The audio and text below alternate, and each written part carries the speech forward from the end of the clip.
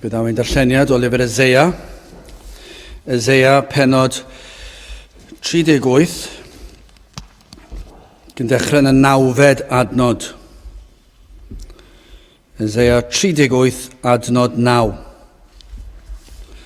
Ysgrifen Hesecia brenin Jwda, pan glafychasau a byw ohono o'i glefyd, mae fi a ddywedais yn horiad fynyddiau, a fi byrth y bedd, di fuddiwyd fi o weddill fy mlynyddoedd, dywedais ni chaf weled yr arglwydd ior yn hir yr rhai byw, ni welaf ddyn mwyach ymysg trigolion y byd.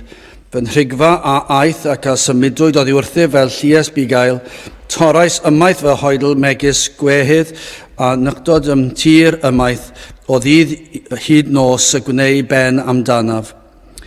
Cyfrifais hyd y bore, mae megis llew y drylliau fe fy holl esgyrn, o ddydd hyd nos y gwneud i ben arnaf. Megis gara neu wenol, felly trydar awn neithym, gryddfennais megis colomau, fy llygaid a ddyrchafwyd i fyny, o arglwydd gorthrymwyd fi, esmwydd ha arnaf. Beth a ddywedaf, canis dywedodd wrthif, ac efe a'i gwna, mi a gerdda fy naraf fy holl flynyddoedd yn chwerwedd fenaid, arglwydd trwy y pethau hyn yr ydys yn byw, ac yn yr holl bethau hyn y mae bywyd fy ysbryd i, felly yr iachau ac y byw hei fi. Wele, yn lle heddwch i mi chwerw der chwerw, ond o gariad ar fy enaid y gwaredais def o bwll y gredigaeth, canis ti a deflais fy holl bechodau o'r tu ôl i'th gefn. Canis y bedd nith fawl di, angau nith glodfora, yr rhai sydd yn disgyn i'r pwll ni o beithiant am dywirionedd.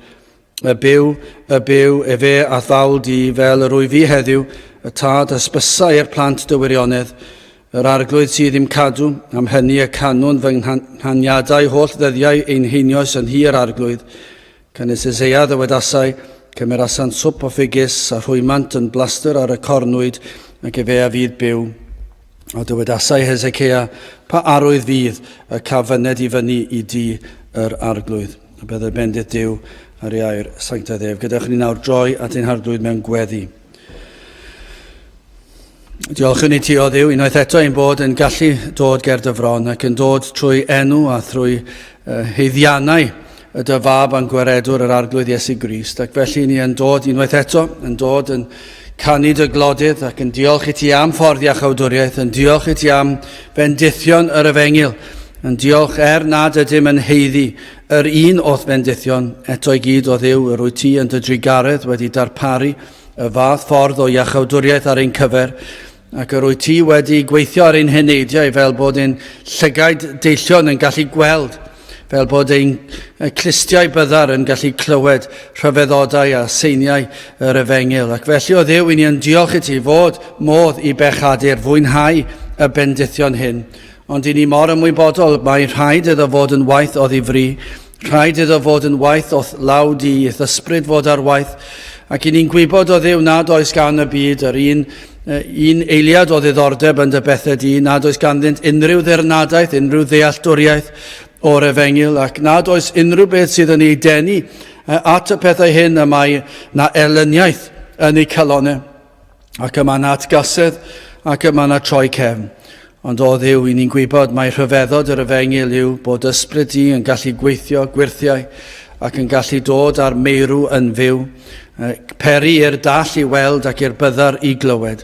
Ac felly o Dduw, i ni yn gweddio, y bydd hyn yn digwydd hyd yn oed yma yn ystod ein hoedfa yn yr adeilad hon, ac hefyd o Dduw, i ni meddwl am yr rhai hynny nad ydynt yn bresennol yn yr adeilad, ond o Dduw, yr wyt ti yn gallu gweithio gwirthiau hyd yn oed ymhell o unrhyw sain corfforol o yr efengil sanctaidd. Yr wyt ti'n gallu dwy'n i gof adnod y maent wedi ei dysgu, neu rhyw ran o bregaeth neu emyn, yr wyt ti yn gallu peri i'r rhai sydd ymhell o'th bethau di i weld ei pechod am yr hyn ydyw, ac i weld ei heiddiannau. Ac o Dduw, yr wyt ti hefyd yn y fan ar lle yn gallu tywys yr fath rai at droed y groes. Ac felly o Dduw, i ni'n gweddio, bydde di yn dod ac yn gweithio mewn ffyrdd tebyg i hynny. Unwaith eto ni'n glad yr wyt ti wedi wneud Sawl gwaith yma yn ein gwlad ni ac i ni yn llawenhau am hyn ac yn ddiolchgar am y modd yr wyt ti wedi ymweld â'r bobl yma yn ein gwlad. Ond i ni yn gofyn i ti ymweld unwaith eto ac i ni cael gweld y law grymus ar waith yn dwy'n pobl at y ti dy hun. Y bydd y ras yn anorchfygol na fydd modd i'r enaid i droi cefn mwyach ac y bydd na ildio llwyr i law at waith di yn ei cylonau. Felly o Dduw, i ni'n gofyn am ein hoedfa ni yma ac am dy bobl ar hyd a lled ein gwlad. I ni'n gweddio am ddyddiau gwell. I ni'n gweddio am ddyddiau lle rwy ti'n cael y mawl a'r clod sydd yn heiddiannol i ti. Felly o Dduw, tyrd ymweld â ni nawr a diogelan hamser. I ni'n gofyn hyn o trwy enw ac heiddiant ein harglwydd Iesu Grist. Amen.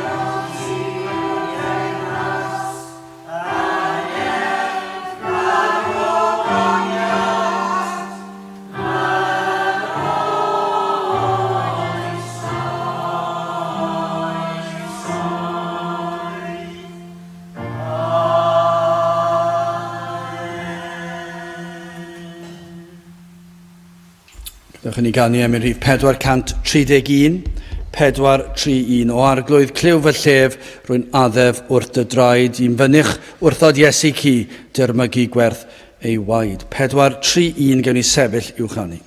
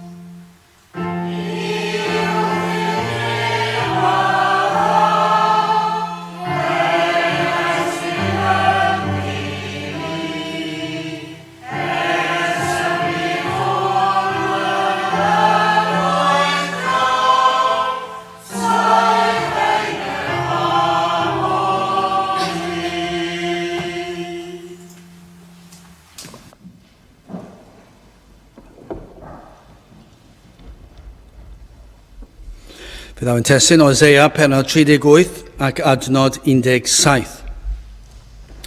Wele yn lle heddwch I mi chwerw der chwerw, ond o gariad ar fy enaid y gwaredaist efo bwll llygredigaidd, cynnes ti a deflaist fy holl bechodau o'r tu ôl i'th gefn. Nawr wrth edrych ar yr adnod gyntaf, mae'n rhoi y cyd-destun I ni. Yn y dyddiau hynny, y clafychodd Hesekia hyd farw.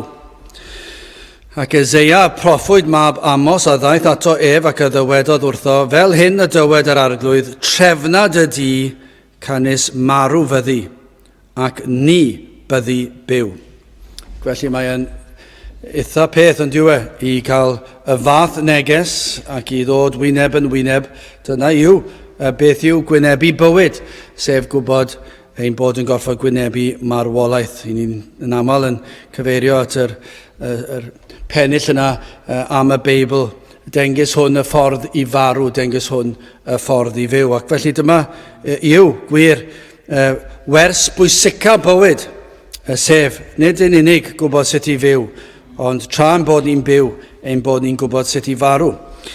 Ac yna ni'n darllen am Hesekia yn gweddio at yr arglwydd a drydydd adnod a dywedodd, a tolwg arglwydd cofia yr awr hon I mi rodio ger dyfron di mewn gwirionedd ac a chalon berffaith, a gwneithir ohono fyr hyn oedd dda yn dy olwg, a Hesekia a wylodd ag wyl ofain mawr.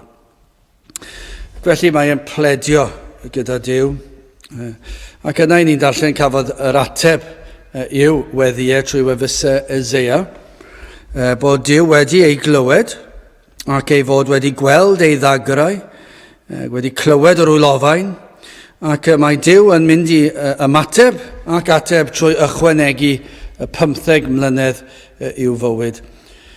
Ac yna, beth ni'n darllen a beth darllenon ni chydig ynghynt yw mae mynd ati gyfansoddi can o fawl ac o ddiolchgarwch. Ac ni'n gweld nad yw galle fod wedi dewis un o salmau Dafydd, ond na, mae e'n rhywbeth mor bersonol sydd wedi lenwi a llawenydd. Yna mae e'n mynd ati ac yn cyfansoddi'r gan yma, yn cael ni clodydd a diolchgarwch o'i wefusau ei hun I Dduw am yr ymyraeth a'i drigaredd. Felly dyna'r cyd-destun. Ond yna, dwi am ganolbwyntio ar adnod 17 ac falle cyfeirio'n fyr at cyd-destun ymhellach, ond I edrych ar y darlun ehangach ac yn sicr gyda Eseia i'r bwriad yr ysgrifenwyd. Ond yn gyntaf, hoffwn ni edrych ar y rhan o'r adnod, I mi rhannu'r adnod mewn I 2 rhan, o chwerw der I heddwch, ac yna o'r pydew i'r fynwes, ac yn olaf yn drydydd o euogrwydd I faddeuant. Felly yn gyntaf, na chwerw der I heddwch, yn ail o'r pydew i'r fynwes, ac yn olaf o euogrwydd I faddeuant. Ac un gobaith yn gweddi yw y bydd un o'r penawdau hynny, falle yn ddisgrifiad o gyflwr rhywun yma heddi, falle y rhan gyntaf, ac yna cyn diwedd yr oedfa fe fydd yr ail rhan yn fwy berthnasol I chi. Wel, yn gyntaf felly, o chwerw der I heddwch, ar adnod y testun wele yn lle heddwch I mi chwerw der chwerw. Ond o gariad ar fy enaid y gwaredaist efo bwll y gredigaeth, canes ti a deflaist fy holl bechodau o'r tu ôl i'th gefn. Ond yr rhan gyntaf yna, wele yn lle heddwch I mi chwerw der chwerw. Ac yng nghanol ei fuddugoliaeth dros fy ddinoedd Asyria, fe ddaeth yr afiechyd yma ar Hesekia. Ar ôl fuddugoliaeth, ni'n cael y neges. Fe gafodd neges y byddai yn dioddef, yn sal ac yn marw o'r afiechyd honno. Ac felly, fel y gallwch chi ddychmygu, mae fel corwynt o emosiynau'n diwe yn dod I fewn un emosiwn ar ôl y llall. Ar un adeg, mi fyddai ganddo heddwch a llwyddiant daearol. Yna yn cael ei daflu i'r pydew erchyll yma, ar afiechyd angheuol, ac hyn yn peri iddo bledio a dadle gyda Duw. Ac nid oedd yn mynnu chad na gwaredigaeth o'i gyflwr, mae'n atgoffa, ni'n darllen y fan hyn, mae'n atgoffa Duw o'i wasanaeth. Ac mae'n pledio ar I Dduw ymyrryd yn ei ran. Dyna ni'n darllen, a tolwg arglwydd, cofia yr awr hon I mi rodio ger dyfron di mewn gwirionedd ac a chalon berffaith, a gwneithir ohono fyr hyn oedd dda yn dy olwg, a Hesecia a wylodd ac wylofain mawr. Felly mae'n, dwi ddim yn mynnu bod Duw yn mynd i ymyrryd, ond mae'n pledio ei achos, ac i ni'n gallu gweld bod na le i wneud hynny'n does, i ni'n gallu pledio, ni ddim yn gallu dadle gyda sofraniaeth Duw, ond yma yna le gyda ni i ddod â deisyfiadau a dod ar dadleuon gerbron Duw, i atgoffa Duw ei fod yn Dduw sydd yn llawn trigaredd a thosturi, ac felly does dim byd o'i le ar hyn, a dyna beth sy'n digwydd, ac mae'n pledio ac yn wylo gerbron Duw. Ac felly o gyfnod y disgwyliau bendith a heddwch, i ni'n gweld y taflwyd i gyfnod o chwerw der chwerw. Ond yna arweiniwyd allan ohono i gyfnod o heddwch unwaith eto. Mae e'n gorwynt, mae e'n emosiynau, un yn dilyn y llall. Ac yna pan y dath Eseia yn ôl gyda'r newyddion bod Duw wedi ei glywed ac yn mynd i'w ateb, byddai'n cael ymystyniad o 15 mlynedd, yna mae e'n profi'r heddwch y mae'r enaid a llawenydd unwaith eto. Ond yr heddwch a brofodd nawr yn fwy nag erioed, ac i ni'n darllen felly yn yr adnodau yr cyfansoddiad yma o gan o fawl. Ond ond Duw yn ddisgrifiad o gyflwr cymaint heddiw, beth bynnag yr amgylchiadau allanol, fel y cyd-destun i ni'n darllen am Hesecia, ond yw'r adnod yma'n ddisgrifiad o lawer, ac yn gobeithio bydd y brofiad i lawer yn yr oes i ni'n byw ynddi. Yr hyn i ni yn ei weld, a falle allan ni dim ond cymryd yr geiriau yna, chwerw der chwerw. A dyna beth i ni yn ei brofi, dyna beth i ni yn ei weld yn yr gymdeithas i ni'n byw ynddi heddi, ac yn sicr dros y canrifoedd dyna sydd wedi bod. Dyma beth sydd i weld ar wynebau pobl yw chwerw der. Ond nid oes na chwerw der i weld ar wynebau pobl. I ni'n ei weld yn lle bynnag, i ni'n gallu gweld yn y strydoedd, lle bynnag i chi'n mynd i'r gwaith, ac i chi'n gweld mae yna straen ar wynebau pobl sydd yn dod i wynebu bywyd bob dydd, ac mae treialon bywyd yn peri fod yr chwerw der yma i weld ar ei wynebau. I ni'n ei glywed yn ei lleisiau, yn aml efallai ddim bob tro, achos i chi'n cael sgwrs eitha cyffredin am bob math o bethau, ond o dro i dro, ac mae'n ambell i achlysur yn aml, i ni'n clywed y chwerw der chwerw yma yn dod yn ei geiriau, yn ei sgyrsiau, yn ei lleisiau, yn y tôn o'r llais, ond nid oes na tôn i lais. Fe allwch chi ddweud sawl brawddeg yr union yr un eiriau, ond mae'r tôn, mae'r ffordd yma'n cael ei ddweud yn dangos ysbryd y cafodd ei ddweud, ac mae e'n dangos i chi bod na chwerw der rywle tu cefn i'r geiriau. I ni'n gweld yn ymatebion pobl i dreialon bywyd, mae na chwerw der yna gan lawer, gan y mwyafrif siwr o fod. Pan nad yw pethau wedi mynd fel y dymunant. Pobl sydd yn llawn cynlluniau ar gyfer y dyfodol, yn breuddwydio. Falle bod yna rai yn bod yn realistig ac yn ystyried pethau ac yn gweld, wel, dwi'n gwybod, fedra i ddim fod. Fel mae plant bach yn chwarae pêl-droed ar y iard, ac maen nhw gyd yn meddwl bod nhw'n mynd i chwarae i Gymru, neu chwarae rygbi i Gymru, neu pêl-droed i Gymru, a dyna yw'r freuddwyd. Mwyafrif llethol ddim. Cofio gweld rhaglen un diwrnod am ryw fachgen, o'n nhw wedi dilyn nifer o fechgyn o pan o'n nhw tua 6 mlwydd oed, ac yn dilyn i gyrfaoedd nhw trwy rhai yn diweddu lan yn ei dim byd ar ôl cyrraedd 9, 10, 11 mlwydd oed, eraill yn cynrychioli ei dinasoedd ac yna ei ardaloedd ac yna ei gwlad. Ac yna i chi'n cyrraedd nes bod nhw'n cyrraedd tua 19 ac 19, rhai wedi cael anafiadau, a dwi'n credu yn yr rhaglen wyliau sydd falle un o'r pentwr anferth oedd wedi wneud i ryw lefel, ond bron dim cyrraedd y lefel proffesiynol. Ond i breuddwydio nhw oedd y bydden nhw'n cynrychioli'r man ucha posib. Neb mwyafrif rodden nhw rhyw rif i ni, un ym mhob miloedd ar filoedd sydd yn ei gwneud hi i'r top. Lleiafrif anferth sydd yn llwyddo i fod yn cynrychioli. Mae yna rai wrth gwrs, achos ni'n gweld nhw, ond mae yna'r freuddwyd. Dyma'r mwyafrif ohono ni yn ddigon synhwyrol i wybod na fyddwn ni yn cyflawni'r freuddwyd llawn. Mae ni fydd y pobl pwysicar y ddeir, ond mae yna freuddwyd yn does na. Ac I chi ni weld yn bywydau pobl cyffredin fel chi a fi, nad ydyn nhw wedi bod mor ffôl a meddwl fi sydd yn mynd I ennill fwyaf yng Nghaerdydd, fi sydd yn mynd I fod y person pwysicar. Ydyn nhw ddim mor ffôl a hynny, ond mae yna ryw lefel. Maen nhw eisiau cyrraedd ryw safon, maen nhw eisiau cyrraedd ryw cydnabyddiaeth gan gymdeithas. Ac felly mae'r freuddwyd, ac yna pan I chi'n gweld bod y mwyafrif ohono ni ddim yn dod yn agos I hynny, mae yna'r elfen o chwerwder yn dod mewn. Ac nad ydynt yn fodlon, nad yw cynlluniau wedi mynd yn union fel y dymunant. Ac I chi'n gweld y cenfigen yma wrth raidd hyn. Efallai bydde fe ddim mor ddrwg petai pobl maen nhw'n nabod ddim wedi llwyddo gymaint, ond pa maen nhw'n gweld eu ffrindiau nhw'n llwyddo. Dydw I ddim yn dilyn y pethau yma'r cyfrifiadur. Mae rhaid I fi ddweud, os gen I ddim llawer o amynedd nag amser I pethau fel Facebook a'r Twitters a pethau yma. Mae tu hwnt I fi, ond mae fel ffordd o busnesau y mywyd pobl eraill, a pobl eraill yn canu clodydd I hunan. Dyna'r unig ffordd, falle bydde rhywun gallu dadlau wahanol I fi.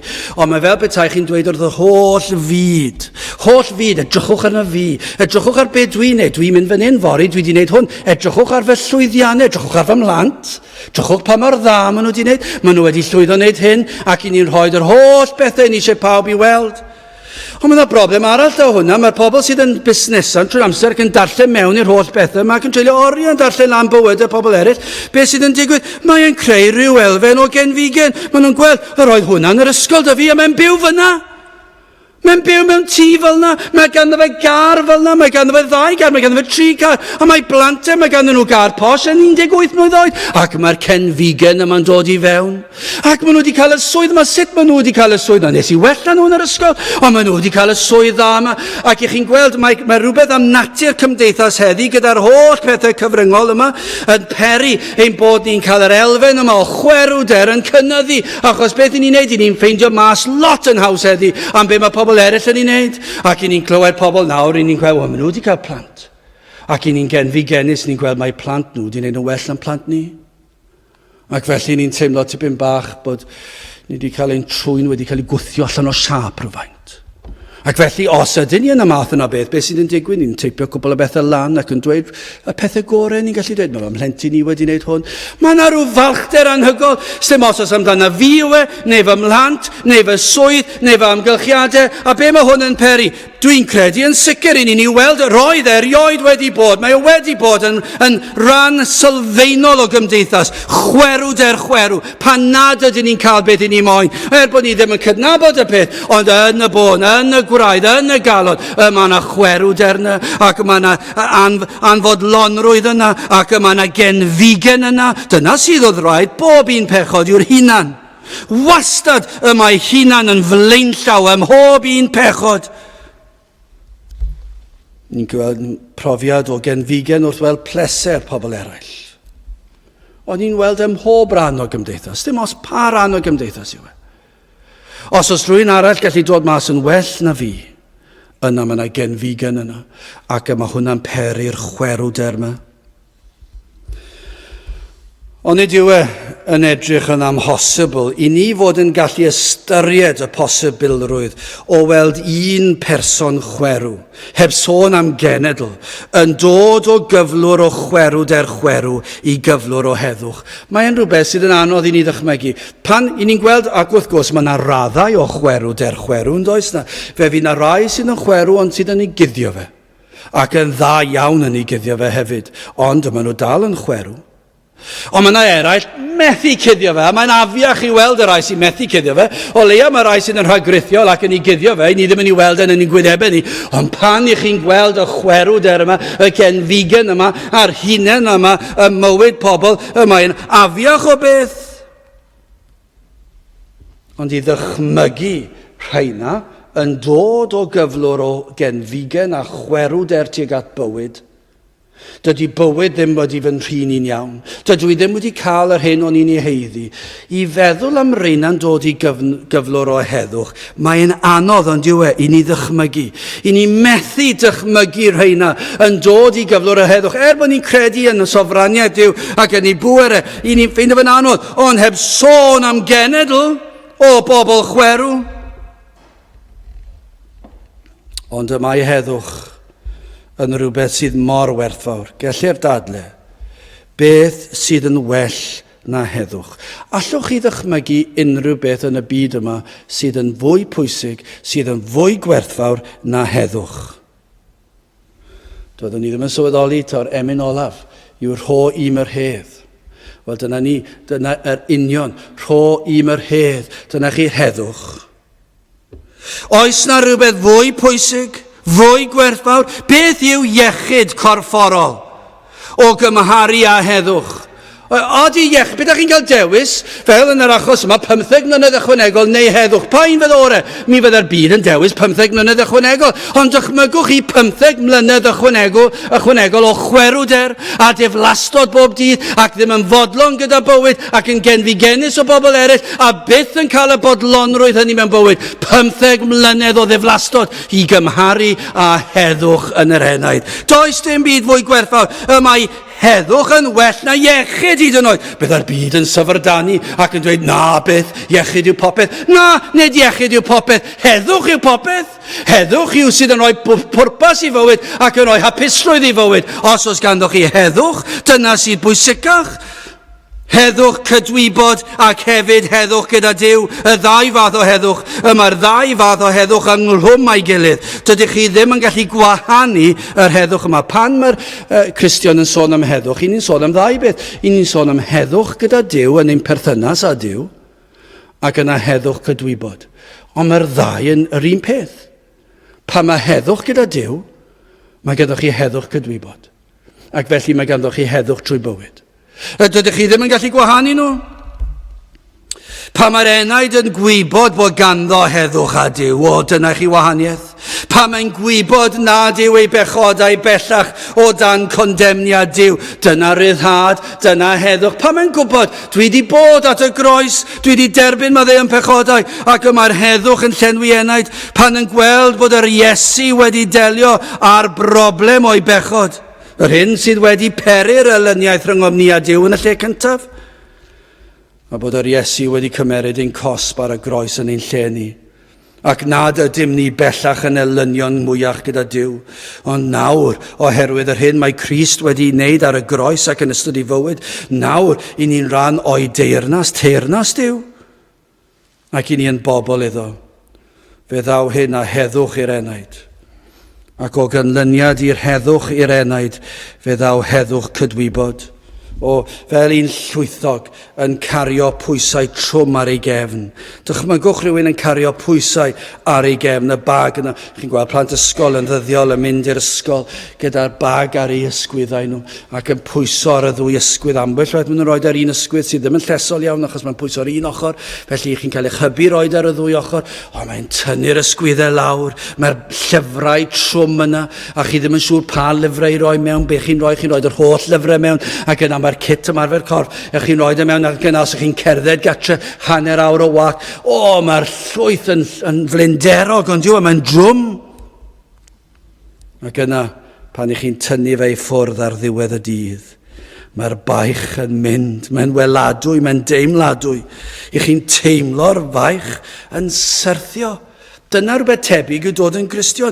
Mi dafla maich oddi ar fy ngwar wrth deimlo dwyfo lois y pwysau. Mae fel ei ogrwydd mae mynyddoedd byd. O, mae yn drwm, mae yn mor drwm. Ond yna pan ych chi'n dod at y groes ac yn derbyn y maddeuant a'r golchiad yng ngwaed Iesu Grist, mae e fel baich yn syrthio bant. Yr oedd rhywbeth falle cynt, o chi ddim yn gallu disgrifio'r baich. O chi'n deffro yn y bore ac roedd yn faich ac roedd yn drwm. O chi'n mynd trwy'r dydd ac o'na chwerwder yn eich meddwl chi, ac o'ch chi'n grac, ni'n gweld ymhlith ein teuluoedd ni'n gweld ymhlith yn cyfeillio ni sy'n dod i'r capel, efallai'n dod i'r capel, ac i'r rhai sy'n dod i'r capel, mae'r chwerwder yn fwy chwerw.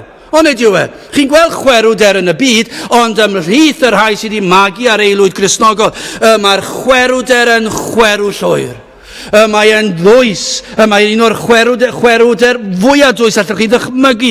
Mae e'n rhywbeth sydd yn peri i'r atgasedd yma godi a'r diflastod. Does dim ffoi, does dim troi, chi'n gwybod pa le i droi. O, mae'n afiach o deimlad. Ond dychmygwch rheina yn dod at y groes. Ac yn sydyn iawn, mae'r chwerwder yn mynd. ac yn troi yn heddwch. Mae'r baich di syrthio. Mae Crist wedi cymryd y baich yr euogrwydd ac wedi rhoi a'i hoelio fe i'r groes. Ac mae'r baich wedi mynd. Chi'n gweld yr euogrwydd fyna? Chi'n gweld eich baich? Ac chi'n dweud, mae di mynd? I le mae di mynd? Mae di mynd i'r groes. Mae Iesu Grist wedi cymryd fe gymerodd ac yna, o darlun ymhellach, i chi'n gweld i'r arglwydd Iesu Grist yn tynnu'r baich ac yn ei daflu fe mor bell ac yw'r dwyrain o'r gorllewin. Dyna'r darluniau sydd yn yr ysgrythur. Dyna beth sy'n digwydd eich baich chi. Gai ofyn i chi, ydych chi'n cofio y baich yn dod i oddi ar eich gwar? Chi sydd yn Gristnogion. Ydych chi'n cofio'r dydd neu'r cyfnod? Pan yr oedd na chwerwder, pan yr oedd na faich, ond yna fe ddath cyfnod, ac fe cymerwyd y chwerwder, fe cymerwyd y baich, ac fe daflwyd mor bell o'r dwyrain o'r gorllewin. Ydych chi'n cofio hynny? Achos os nad ydych chi ddim wedi bod at y groes. Dydych chi ddim yn gwybod dim byd amdano fe, ac yn parhau y byddwch chi mewn chwerw. Ydych am gael gwared ar yr hyn sydd yn eich llethu. Yn yr ateb yw dewch at yr Iesu. Ac chyma beth fe rodda heddwch i chi'n syth. Dyna beth mae'r byd yn dyheu amdano, ond dyn nhw ddim yn gallu gael e. Chyma pam maen nhw'n chwilio amdano yn y mannau anghywir. Maen nhw'n llenwi bywyd gyda'r pethau anghywir. Ac felly fyddant byth yn dod o hyd i heddwch. A chwerwder fydd i dyfodol nhw. Wel, gadewch i ni symud ymlaen i ni di edrych ar o'r o chwerwder i heddwch. A nawr symudwn ni nawr o'r pydew i'r fynwes wele. Yn lle heddwch i mi, chwerwder. Ond o gariad ar fy enaid y gwaredais ef o bwll llygredigaeth. Yr hyn sydd yn wir o iachawdwriaeth yw fod y cyfan yn dod o gariad Duw. Dyna be mae'n dweud fan hyn, ond o gariad ar fy enaid, y gwaredais ef o bwll llygredigaeth. Fe ddaw pob un daioni ohono ef o'r arglwydd, ac o gymhelliad beth? O gymhelliad o gariad. Dyna be mae'n dweud yn ni, Duw, cariad Duw. Ni'n gwybod yr emyn enwog yna, dyma gariad fel y moroedd. Tosturiaethau fel y llu. Y darlun dal ddim yn ddigonol nag yw achos, ond mae'r emynydd wedi meddwl, beth yw'r peth mwyaf mae'n gallu meddwl amdano? Beth yw'r peth mwyaf pwerus mae'n gallu meddwl amdano? Beth yw'r peth mwyaf anferth mae'n gallu meddwl amdano? Ac felly, yn bathu yr syniad yma ar y darlun o'r moroedd, allan ni ddim meddwl am dim i mwy, mae'r bydysawd, falle rhywbeth sydd y tu hwnt i'n profiad ni, ond i ni gyd i bod wrth lan y môr. Ac i ni wedi gweld yr hyn y mae'r môr yn gallu gwneud, a pa mor ddwfn yw e, pa mor bell yw e, pa mor gryf yw e. A mae wastad na, a mae'n gallu dynistrio, ni wedi gweld, ac ni wedi gweld sut mae'n gallu dynistrio llongau, ni wedi gweld sut mae'n gallu dynistrio dinasoedd, trefi ynysoedd yn gallu llifo ar draws tiroedd mawr a boddi cymaint. O, mae'r moroedd yn anferth. Felly dim syndod fod yr emynydd yn dyma gariad, pa mor fawr, fel y moroedd, tosturiaethau fel y llu, tywysog bywyd pyr yn marw i brynu'n bywyd ni. Pwy all beidio a chofio amdano? Pwy all beidio a threithi ei glod? Dyma gariad, nad a'n angof, tra fo nefoedd wen yn bod. O, atebodd weddi Hesekiah yn do, ond atebodd hefyd yn llawnach, yn ysbrydol. I ni'n gwybod bod na rhyw fath o estyniad bach ar y bywyd ac yn ddiolchgar am beth bynnag yw hynny yn sofraniaeth Duw, ond y darlun llawnach i ni'n gweld y pethau pwysicaf. Gwaredaist ef o bwll llygredigaeth. O ein bod i gyd yn y pydew erchyll yma. I ni'n gwybod hynny. Mae disgrifiad fan hyn o bwll llygredigaeth. Wel, mae pob un ohono ni, pob un a aned yn y pwll yma. Ond nid yw erchylltra'r sefyllfa yn dod yn real i neb, tan ein bod yn ymwybodol ein bod yn y pwll, yn y pydew. Dyna yw'r broblem. Mae pob un, mae'r Beibl yn dweud yn ddigon clir, ac mae yr hyn i ni'n ei weld yn profi fe'n ddyddiol, fod pob un a aned yn rhan o'r pwll erchyll yma, ac dyna lle mae ei bywydau nhw. Pa bynnag mor llwyddiannus yn y llanol yw nhw, maen nhw mewn pwll, mewn pydew o lygredigaeth. Ond dydyn nhw ddim yn gweld difrifoldeb y sefyllfa. Dydyn nhw ddim yn ei weld fel mae'r emynydd yn dweud, pan oeddem ni mewn carchar tywyll di. Dyw pobl ddim yn gweld ei bod nhw mewn carchar tywyll di. A dyma yw darlun o fywyd y pechadur, ond pan yn dod i weld gwacter bywyd, y gweld cyflwr eich enaid. Yna, ych chi'n dod i weld y pydew yma'n rhywbeth fel carchar, ac efallai o'r diwedd ych chi'n ei weld chi'n gweld beth ydw i, ble ydw i, pam ydw i ma, chi'n gweld dwi mewn rhyw bwll a dwi ddim yn gallu dod allan ohono fe, dwi mewn rhyw sefyllfa a dwi'n trial ffoi, a does dim modd ffoi ohono fe, mae'r pydew mor ddwfn, mae'n llithrig, ond nid chi'n gallu dychmygu rhyw dwll mawr dŵr, falle pwll lle maen nhw'n dod â dŵr, a falle bod e wedi hen sychu lan, falle bod na dŵr ar y gwaelodion a fyna bwced arfer bod yna, ond dim bellach, a falle chi'n gallu dychmygu fod ar waelod y pwll yma, ac yna'n trio dringo i fyny, ond mae'n llithrig, a chi ddim yn gallu. Yr holl ymdrechion i ddringo, does dim modd cyrraedd y pen. Os unrhyw beth, mae pob ymdrech i lusgo allan o'r pwll yn peri eich bod yn syrthio ymhellach yn ôl. Falle bod y ochrau wedi sychu ac eich bod chi'n meddwl gafeilau yn hwn, ond bod tro chi'n gafel ac yn dringo un cam, mae yn troi fod yn ddystlyd i gyd ac yn fwdlyd ac yn garegog ac yn syrthio lawr i'r gwaelodion ac i chi mynd lawr yn bellach nag yr oeddech chi o'r blaen. Ac mae'r mynd yn waith, mae llai a llai o bethau afel arno. Dyna'r darlun sy'n fan hyn, yr ymdeimlad o golledigaeth yn dwysau. Dyna'r darlun mae Eseia ni ddisgrifio fan hyn pan i chi mewn pwll, mewn pydew, a chi'n trio dringo allan, os ych chi wedi sylweddoli bod chi mewn pwll, mwyafrif o'r byd ddim yn sylweddoli bod nhw mewn pwll, ac felly ddim yn trio dringo allan, maen nhw'n ddigon bodlon, ond yr eiliad maen nhw'n gweld bod na rhywbeth. Mae'r ymwybyddiaeth o golledigaeth yn dwysau. Dyna i chi ddisgrifio torcylonus, pwll y gredigedd. Pwll sydd yn arwain at farwolaeth. Sawl un sydd wedi bod mewn pwll lythrenol ac wedi dyddiau o neb yn dod i'w hachub, ac yna'r gwendid yn dod, ac yna'r ymwybyddiaeth mae marw bydd ei tynged. Yn siŵr fel sawl un cannoedd, os nad miloedd wedi bod mewn sefyllfaoedd, falle'n cerdded ar hyd yr anialwch, cerdded ar hyd y coedwig, neu beth bynnag yw ac yn syrthio lawr rhyw bwll, ond ddim yn gallu dod o'na. Dyddiau mynd heb ddŵr, heb fwyd, ac yna marwolaeth yn dod, a'r ymwybyddiaeth bod yn dod. Hyn sydd yn sicr, ac ni'n gwybod hyn o brofiad, ac o air Duw ganwyd pob un yn bechaduriaid sydd yn y pwll. Ac o ganlyniad pechod mae dyn yn farw mewn sawl ffordd yn gorfforol, ni'n gwybod hynny, ni'n farw'n gorfforol, fe fyddwn ni'n marw, i ni'n heneiddio, ni'n gweld hynny yn ddyddiol, ond ydyn ni'n gweld y cyrff yn heneiddio bob dydd. Dwi ddim yn cofio pryd dath y blewyn cyntaf o wallt gwyn, dwi'n credu yn yr 20 cynnar dath y cyntaf, 20 mlynedd ar y ddeiar, a dath blewyn o wallt gwyn yn ystod yr 20 mlynedd cyntaf. Chi'n cyrraedd 30, ac yna mae wedi hen ddod. 30, 40, mae e'n cymryd drosodd. 50, dyna fe. 60, 70. Mae'n fyr, mae'n gyfnod byr. Mae'r corff yn heneiddio, mae'r corff yn marw yn ddyddiol, allwch chi ddweud. Ac fe fydd yn llwyr marw cyn bo hir, ond hefyd ni'n gwybod am y farwolaeth ysbrydol, ac yna fe fydd yna arwain at farwolaeth tragwyddol. Dyna'r darlun o'r pwll, yma'r pwll yma'n bwll o lygredigaeth, marwolaeth corfforol, ysbrydol, tragwyddol. Dyna'r pwll i ni ynddi o enedigaeth. Dydych chi ddim yn dewis, chi ddim yn digwydd syrthio yn y pwll pan i chi 9 mlwydd oed neu 15 mlwydd oed oherwydd rhywbeth chi wedi gwneud. I chi wedi'ch geni yn y pwll. Does dim dewis dych chi'n y mater.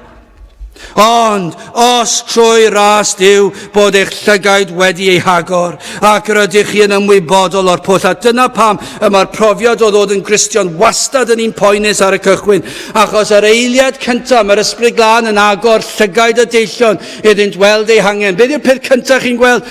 Pwll erchyll mwdlyd brwnt. Dwi ddim yn neis, dwi ddim yn brofiad braf. I chi'n gweld yma'r waliau'n serth, a chi ddim yn gallu dod ohono fe. Mae'r ofn, mae'r panig yn dod i mewn, mae'n deimlad erchyll.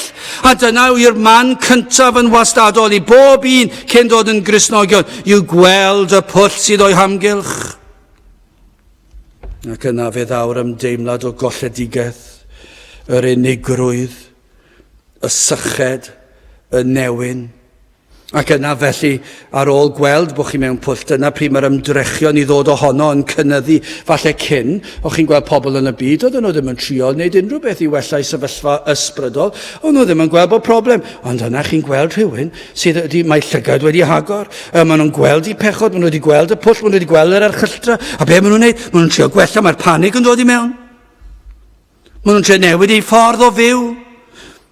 Ambell waith mae'r rhain yn ymddangos yn falch, a maen nhw'n dweud wrth bobl eraill am eu holl ymdrechion i chi'n gweld ar arwyddion efallai. Rhain ddim eto'n Gristnogion efallai'n trio. Maen nhw'n meddwl, maen nhw'n eisiau perswadio pobl, dwi'n well na beth i chi'n meddwl. Dwi'n dda, dwi wedi gwneud hyn a llall, dwi wedi helpu pobl, dwi'n garedig ydyn nhw, ac i chi'n gadael i bobl i wybod am y pethau chi'n gwneud. Pam bod nhw'n gwneud hyn? Maen nhw am perswadio i hun neu bod nhw'n well na gydyn nhw. Dydyn nhw ddim yn y pwll. Be maen nhw'n gwneud? Maen nhw'n trio dringo allan o'r pwll trwy gweithredoedd da. Ymdrechion dyn i dynnu ei hun allan o lygredigaeth. O dyma yw'r efengil pan oeddem ni mewn carchar tywyll di, rhoist un o leini nefol. Nid, dyw'r emyn ddim yn dweud pan oeddem ni mewn carchar tywyll di, tynnais fy hunan allan trwy fy ngweithredoedd da.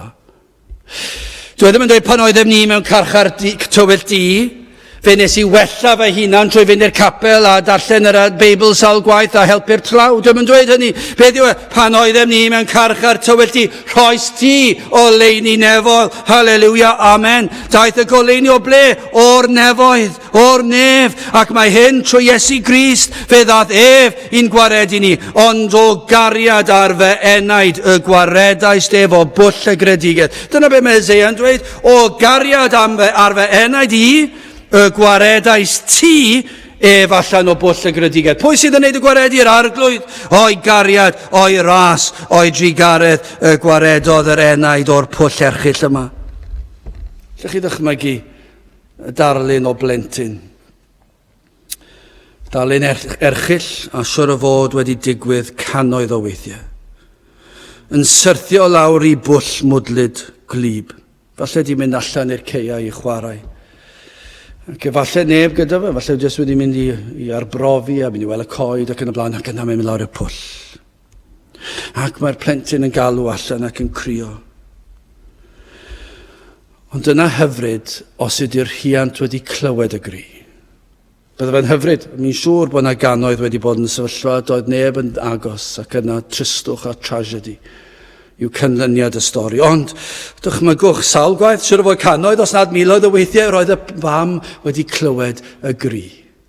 Y fam wedi clywed, neu'r tad wedi clywed, y plentyn yn crio, ac yna'n dod ac yn chwilio ac yna'n gweld y pwll, ac yn gweld y plentyn, falle ddim yn gweld, ond yn clywed, a falle yn ymestyn draw, yn galw, yn dal fy nghoesau, dwi'n mynd i bwyso draw, a mae'r fam neu'r tad yn ymestyn, ac mae'n rhaid i breichio lawr i'r gwaelodion, a mae'r plentyn yn dod lan, ac yn gafel yn llaw y fam neu'r tad, ac maen nhw'n i tynnu nhw fyny. Beth yw'r peth cyntaf fydd y fam neu'r tad yn neud i'r plentyn? Mi fydden nhw'n i dal nhw i'w mynwes, ac yn i dal nhw, ac yn ddim yn gadael fynd, siwr o fod am awr neu ddwy, yn meddwl dwi ddim yn gadael ti fynd bit o, na i ddim gadael ti mas i wara bit o, na i byth gadael ti fynd allan o'n ngolwg i bit o, dwi eisiau ti aros fan hyn, ddim oherwydd bod e'n grac, oherwydd rwy ti'n fyw, rwy ti wedi cael dy achub, rwy ti'n iach, ac mae'n mynwesu'r plentyn i'w freichio fe. Dyna be fydden ni'n tybio, petai unrhyw un o'n mlant i wedi syrthio lawr i'r felly, ac trwy ras fy mod i wedi llwyddo gafel yn nhw a'i hachub nhw, yna mi fydden ni wedi mynwesu nhw mor gadal.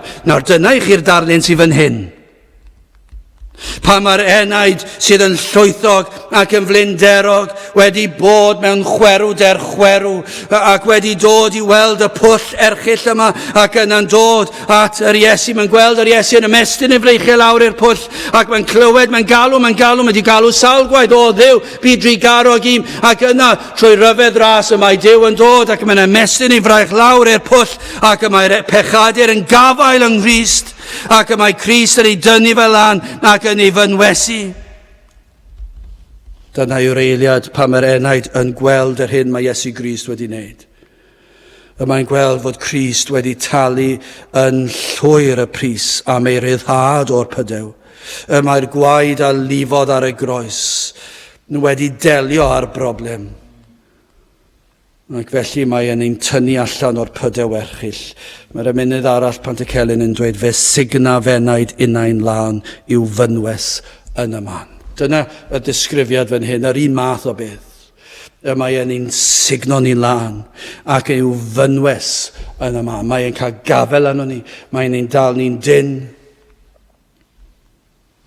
Ac mae'r llawenydd a'r heddwch yn cynyddu nawr, yn dweud. Lle chi ddeall, yr hyn mae Hesekia wedi brofi, be mae Eseia ni ddisgrifio fan hyn, yr oedd e mewn chwerw der chwerw, mae wedi cael heddwch, yr oedd e mewn pwll o lygredigaeth, ond mae wedi cael ei dynnu allan o'r pwll o trwy'r hyn mae Crist wedi wneud, ac mae'n cael ei dynnu i'w fynwes yn y man. Wel, yn olaf te, o ei ogrwydd, i ni wedi gweld o chwerw der i heddwch, ydych chi erioed wedi profi hynny? Ydych chi wedi profi dod o'r pydew i'w fynwes? Ydych chi erioed wedi profi i ddod i ddiogelwch sydd yng Nghrist? Ydych chi erioed wedi profi hynny? O'r pydew erchill i'r fynwes? Wel, yn olaf te, o eiogrwydd i faddeuant, wele yn lle heddwch i mi chwerw der chwerw, ond o gariad ar fy enaid y gwaredaist efo bwll y gredigaeth, canis ti, a deflaist fy holl bechodau i ble o'r tu ôl idd gefn. Ond nid dyma yw y peth mwyaf. Hyn sydd yn peri y chwerwder yw pechod. Hyn sydd yn peri i ni golli heddwch cydwybod yw pechod. Yr hyn sydd yn peri bod na elyniaeth rhyngom ni a Duw yw pechod. Dyna yw problem cymdeithas. Does dim syndod y mae cymdeithas yn rhyfeddu. I ni wedi gweld erchylltra arall ers di Sul diwetha. I ni wedi clywed am y pethau mwyaf erchyll eto yn Ffrainc. Ffrainc. I ni'n clywed am y pethau mwyaf erchyll, o mwyaf dieflig posib. Erbyn Sul nesaf, siwr o fod bydd na rhywbeth arall. Cyn diwedd y gwyliau haf, bydd na siwr o fod bentwr o bethau erchyll yn digwydd. Pam? Oherwydd natur cymdeithas, natur pechadurus cymdeithas.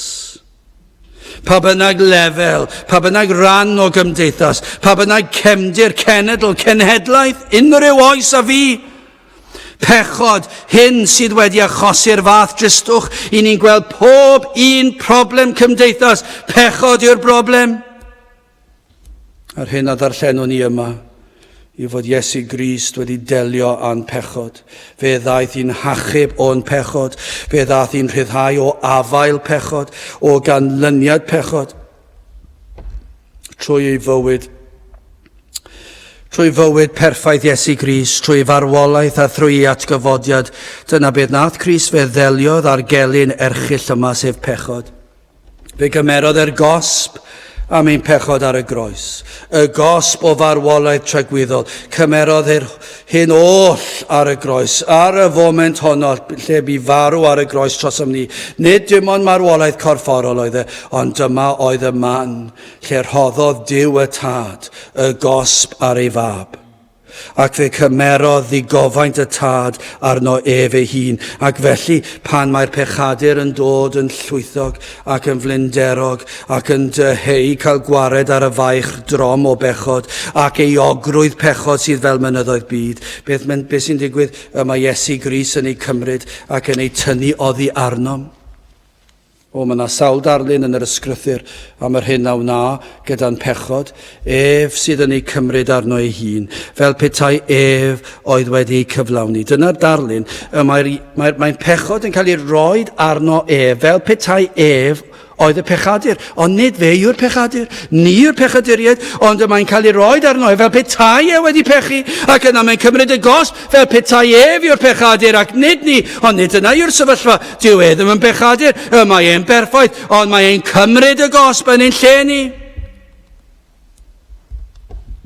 Ac yna, mae yn rhoi arno ni ei gyfiawnder, ei berffeithrwydd.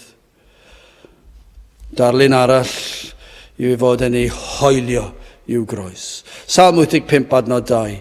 Maddeuaist anwiredd dy bobl, cuddiaist ei holl bechod. Nag yw hwnna'n ddarlun hyfryd. Cuddio o'i olwg sanctaidd pur. I ni'n gallu dadle, mae yn ei sofraniaeth yn gweld a deall pob dim. Ond y darlun fan hyn yw, mae yn gosod ein pechodau allan o olwg ei lygaid o gyfiawnder. Pan mae e'n eistedd ar yr orsedd fel barnwr. Mae e yno yn mynd i farnu, ond beth mae'n dweud? Dwi'n mynd i troi fy ngolwg oddi wrth eich pechod. Dwi ddim yn mynd i edrych ar eich pechod, ond ti yw'r barnwr. Ti yw'r un sydd yn gyfiawn. Mae rhaid i ti fod yn gyfiawn. Dwi wedi bod yn gyfiawn. Dwi wedi cosbi'n barod. Dwi wedi cosbi fy mab yn eich lle chi. Ac felly dwi ddim yn mynd i edrych ar eich pechod. Mae'ch pechod wedi cael ei roed ar fy mab. A mae Crist wedi talu'r pris am eich rhyddid yn llwyr. Mae yn taflu eich pechod y tu ôl iddo, fel na all ei gweld mwyach. Dyna'r darlun. Mae'r salmydd wedi gweld ei bechod yn eglur yn Salm 51. Mae ddarllen yr adnodau yma, mae'n salm enwog iawn. Dychmygwch Eseia ac Hesecia ac unrhyw Gristion arall. Dyma i chi profiad y Cristion. Trigar ha wrthyf. Dyma'r un sydd wedi gweld ei bechod. Dyma'r un sydd wedi gweld bod e mewn pydew pwll o lygredigaeth. Dyma'r un sydd wedi gweld ei heiddiant ac yn awr mae e'n gwybod fod Duw yn drigarog. Trigar ha wrthyf o Dduw yn ôl dy drigarogrwydd, yn ôl lliaws dy dosturiaethau, dy leiaf a anwireddau. Golch fi yn llwyr ddwys oddi wrth fy anwiredd, a glanha fi oddi wrth fy mhechod. Canis, yr wyf yn cydnabod fy nghamweddau am pechod sydd yn wastad ger fy mron. Yn derbyn dyd y hunan y pechais ac y gwneithym y drwg hwn yn dolwg fel ydd gyfiawn heir pan leferych ac y byddyd bir pan farnech. Wele mewn anwiredd ymlluniwyd ac mewn pechod y beichiogodd fy mam arnaf. Wele cerais wirionedd oedd i mewn a pheri mi wybod oedd hineb yn y dirgel. Glanha fi ag isob a mi alan heir. Golch fi a byddaf wynach na'r eira. Par i mi glywed gorfoledd a llawenydd fel y llawenycho ar esgyr na ddrylliaist. Cuddiad y wyneb oddi wrth fy mhechodau. Mae'n dweud yr union i'n beth Eseia. Cuddiad y wyneb oddi wrth fy mhechodau a dileia fy holl anwireddau. Crea galon lan yno fo Dduw ac adnewydda ysbryd uniawn o mewn. Na fwrw fi ymaith, oddi ger dy fron, ac na chymer dy ysbryd sanctaidd oddi wrthyf, dyro drachefn i mi orfoled dy iachawdwriaeth, ac ath hael ysbryd cynnal fi. Dyna chi salm, yr rhan gyntaf o'r salm. I'r sawl sydd wedi profi chwerw der chwerw, sydd wedi gweld yn eglur y pwll maent ynddi. I'r sawl sydd yn dyheu am faddeuant pechodau, beth yw'r cyngor? O troch at Grist. Ef yw'r yr unig un sydd yn gallu delio a'ch pechod a hyn oll sydd yn eich trwblu chi. Mae e wedi delio'n barod. Mae Iesu Grist wedi talu'r pris. Nid yn talu'r pris, mae wedi talu'r pris. Dim ond dod ato sydd rhaid. Dyna beth yw'r holl bwrpas bob oedfa sydd yn ni, yw eich cyflwyno i'r arglwydd Iesu Grist ar groes. Ac i'ch gwahodd chi i ddod ato. Dydyn ni ddim fel y capeli hynny sydd yn gwahodd chi ddod i'r blaen. Ni ddim fel y capeli hynny sydd ddim yn eich arwyddo unrhyw beth. Yr unig beth i ni'n dweud, i ni'n eich gwahodd chi ddod at Grist. Ac i ddod yn edifeiriol, ac yn ostyngedig, yn waglaw, gyda dim byd yn eich dwylo, dim balchder. Yr rhai sydd yn dod yn llawn balchder, dydyn nhw ddim yn dod yn y modd iawn a troi cefn bydd rhaid ydynt, achos fydden nhw'n dod yn llawn hunan, ond i'r sawl sydd yn dod yn llwythog, ac yn eog, ac yn flinderog, ac yn frwnt, ac yn llawn pechod. Dyna'r math. Dyna'r math sydd yn gallu dod at Iesu Grist, ac yna wrth ddod a troi cefn ar bechod, ac yna pwyso ar Grist, yma yna wyrth yn digwydd. Trwy'r ysbryd glân, mae'n delio gyda'r fraich, mae'n rhoi rhodd i chi o ffydd. Ac yn sydyn iawn, fe ddaw'r heddwch yma, ac fe ddaw yma ddeiant yma. Wele, yn lle heddwch i mi chwerw der chwerw, ond o gariad ar fe enaid y gwaredais ef o bwll y gredigaeth, cynnes ti a deflaist fy holl bechodau o'r tu ôl idd gefn. Gadewch i ni weddio. O Dduw, i ni yn diolch i ti am ffordd iachawdwriaeth ac yn diolch am yr efengil sanctaidd. Yn diolch dy fod i'n rhoi goleini i'r sawl sydd yn y carchar tywyll di. Ac felly o Dduw i yngweddio, bydd yr hyfryd wawr yn mynd ar led. Y bydd y dydd hynny yn dod yn fian, lle bydd y di yn goleuo nid yn unig un neu ddau, neu degau, ond yn ei cannoedd a'i miloedd. O Dduw, trigar hawr ddim, i ni'n gofyn hyn o tri enw ac heiddiant yn harglwydd Iesu Grist. Amen. Gadewch i ni orffen trwy ganu'r emyn yna 644, rho i myrhedd na wyr y byd amdano. 644 gen i sefyll i'w chanu.